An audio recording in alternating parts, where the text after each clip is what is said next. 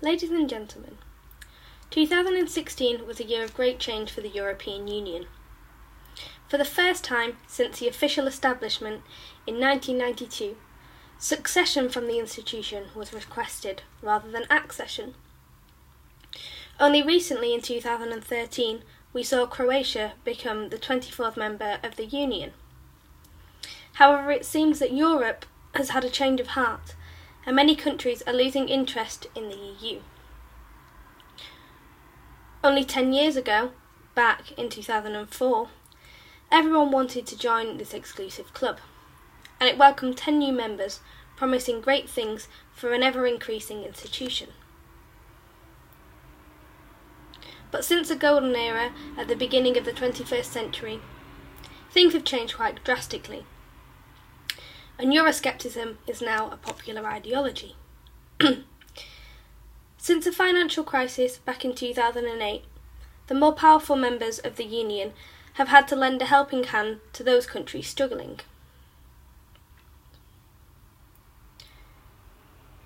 And the migration crisis of 2015 put an even bigger strain on those powerhouses of the European Union. And the EU decided that those more financially stable countries yet again had to provide the support. The Pew Research Centre survey found that there was a rising dissatisfaction in the EU, and this wasn't only confined to the UK, but both Greece, France and Spain also had a majority of an unfavourable view of Europe. Euroscepticism is on the rise across Europe, with about 2/3 of both the British and Greeks, along with significant minorities in other nations, wanting some power returned from Brussels to national governments.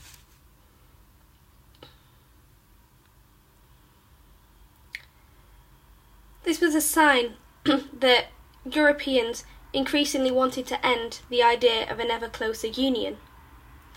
With more than twice as many people surveyed, some 42% said they wanted power returned to their national parliaments than wanted power transferred to Brussels. The report, based on interviews with over 10,000 respondents between the 4th of April and the 12th of May last year, blamed the rise in Euroscepticism on the migrant crisis, which saw more than 1 million migrants pouring into Europe in 2015.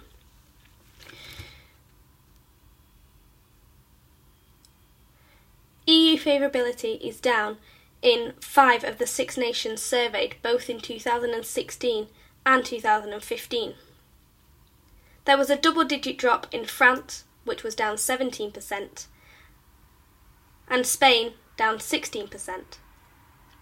There was also a single-digit decline in Germany, down 8%, the United Kingdom down 7%, and in Italy down 6%. And despite the negative overall trend and their hostile anti-migrant stance, Poland, 72%, and Hungary, 61%, retained high levels of support for the EU, which analysts say is widely seen as a cash cow for infrastructure and development projects, as well as access to jobs in other European countries. On the other side of the scale, Greece, which has been hammered by EU austerity demands, and a German-led refusal to offer significant debt relief, the EU was viewed negatively by 71% of people. Figures also confirmed that there was a similar attitude in France regarding Europe, with 60% saying that they had an unfavourable view of the EU, a number which will no doubt further the boost in Marine Le Pen's Eurosceptic National Front campaign, which is going on at the moment. The survey also found that Euroscepticism was evident in both the left-wing and the right-wing fringes of Europe's increasingly fractured politics.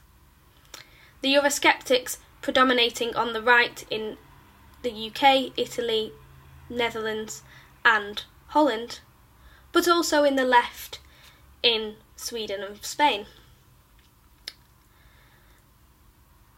However, there is a little bit of hope for the future of the EU, because although older voters were shown to have turned against Brussels in large numbers, the majority of younger voters between the ages of 18 and 36 had a favourable view of Europe, except in Greece. However, I'd like to point out that this Pew Research Centre survey came out just before the Brexit vote, and there is a strong possibility that these figures would be much higher now in 2017. Unfortunately, I couldn't find any more recent figures, but we only have to look at current news to see that it's more than likely that these statistics have changed. As we've recently seen both France and the Netherlands announce that there is a possibility that they could both hold their own referendums, regardless of whether Marine Le Pen or Wilders wins the current election.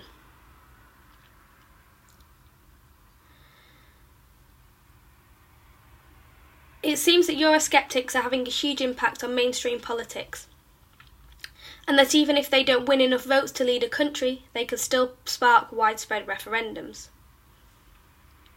So in conclusion, Euroscepticism is definitely on the rise. But furthermore, people's opinions have been shared on the idea of the European Union and the effect that it's going to have on the institution itself. And it's been said that the credibility of the EU would be on the line if founding members such as the Netherlands and France were to leave. And as a result of this, the EU could become a much looser confederation, much like the Council of Europe, with less control over so many areas of legal policy. Thank you.